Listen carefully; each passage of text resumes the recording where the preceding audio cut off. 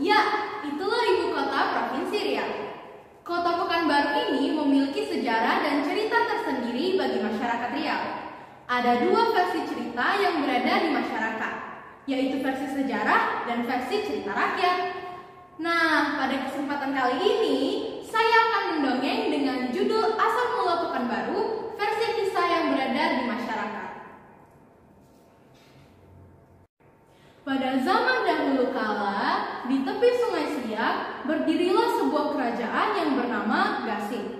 Kerajaan ini sangat terkenal karena memiliki seorang panglima yang gagah perkasa dan berani. Panglima itu bernama Gimpang. Selama ia menjadi panglima di kerajaan Gasing, tidak ada satu kerajaan pun yang berani menaklukkannya. Selain itu, kerajaan Gasing juga memiliki seorang putri yang cantik jelita. Putri itu bernama Putri Kacamaya.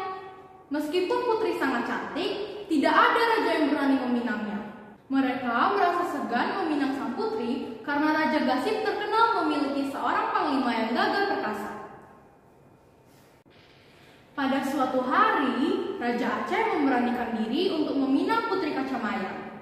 Ia pun mengutus dua orang panglimanya untuk menyampaikan maksud pinangannya kepada Raja Gasing. Sesampainya di hadapan raja, kedua panglima itu kemudian menyampaikan maksud kedatangan mereka. Ampun Baginda, kami adalah utusan Raja Aceh. Maksud kedatangan kami adalah untuk menyampaikan pinangan raja kami, lapor seorang utusan. Benar Baginda, raja kami bermaksud meminang putri Baginda yang bernama Putri Kacamaya, tambah utusan yang satunya. Maaf utusan, putriku belum bersedia untuk menikah. Sampaikan permohonan maaf kami kepada raja kalian, jawab Raja Gasing dengan penuh wibawa. Mendengar jawaban itu, kedua utusan tersebut pun bergegas kembali ke Aceh dengan perasaan kesal dan kecewa. Di hadapan Raja Aceh, kedua utusan itu melaporkan tentang penolakan Raja Gasing. Raja Aceh sangat kecewa dan merasa terhina mendengar laporan itu. Ia sangat marah dan berniat untuk menyerang kerajaan Gasing.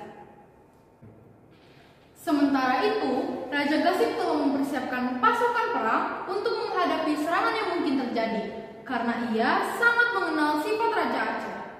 Panglima Gimpang memimpin penjagaan di Kuala Gasing, yaitu di daerah sekitar Sungai Siak.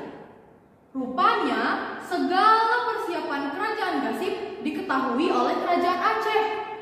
Melalui seorang mata-matanya, Raja Aceh mengetahui bahwa Panglima Gimpang yang gagah perkasa itu berada di Kuala Gasing.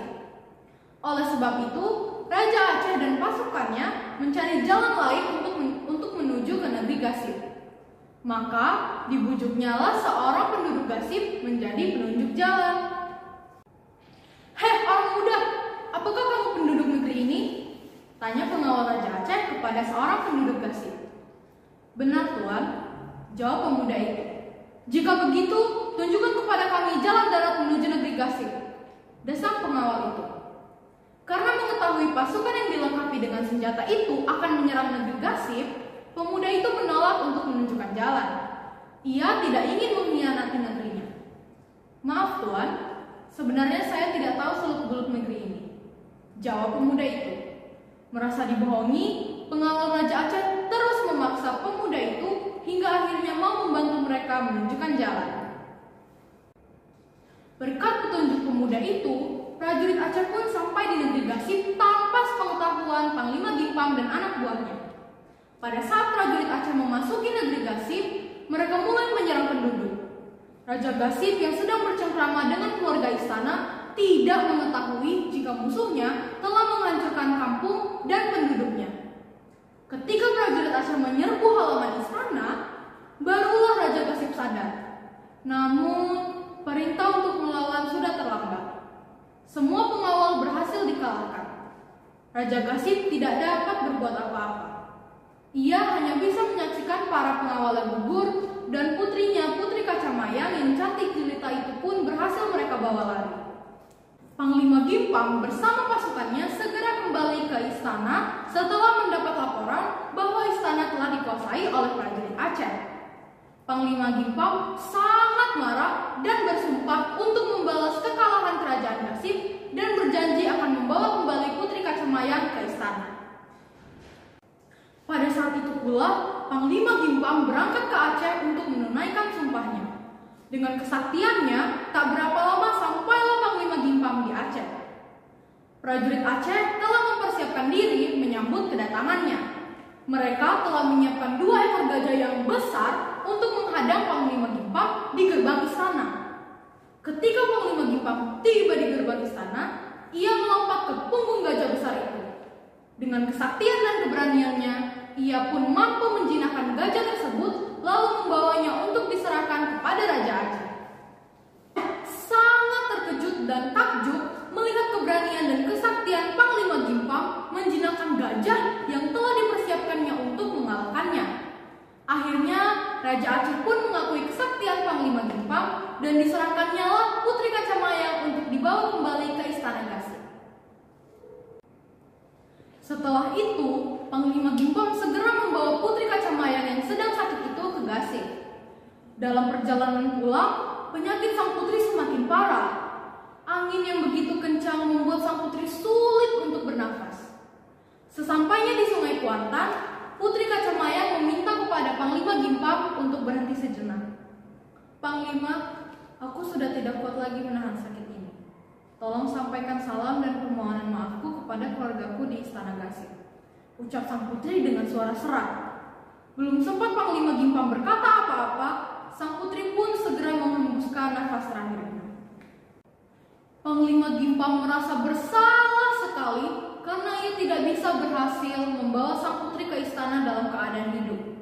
Dengan diliputi rasa duka yang mendalam, Panglima Gimpang pun melanjutkan perjalanannya dengan membawa jenazah Putri Kacamayang ke Istana Gasif.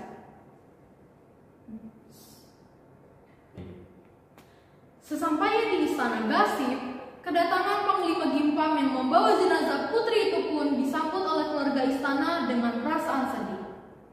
Seluruh istana dan penduduk negeri Gasif pun ikut berkabung.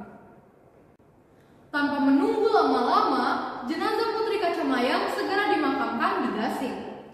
Sejak kehilangan putrinya, Raja Gasif sangat sedih dan kesepian. Semakin hari, kesedihan Raja Gasif semakin dalam. Untuk menghilangkan bayangan putri yang amat dicintainya itu, Raja Gasif memutuskan untuk meninggalkan istana dan menyepi ke Gunung Ledang, Malaka. Untuk sementara waktu, pemerintahan kerajaan Gasif dipegang oleh Panglima Gimpang. Namun, tak berapa lama, Panglima Gimpang pun berniat untuk meninggalkan kerajaan itu. Sifatnya yang setia membuat Panglima Gimpang tidak ingin menikmati kesenangan di atas kesedihan dan penderitaan orang lain. Ia pun tidak mau mengambil milik orang lain walaupun kesempatan itu ada di depannya. Akhirnya, atas kehendaknya sendiri, Panglima Gimpang pun berangkat meninggalkan Gasif dan membuka sebuah perkampungan baru. Lama-kelamaan, masyarakat sekitar menyebut kampung itu menjadi Pekanbaru. Demikian dari tentang asal mula kota Pekanbaru, semoga bermanfaat dan menghibur.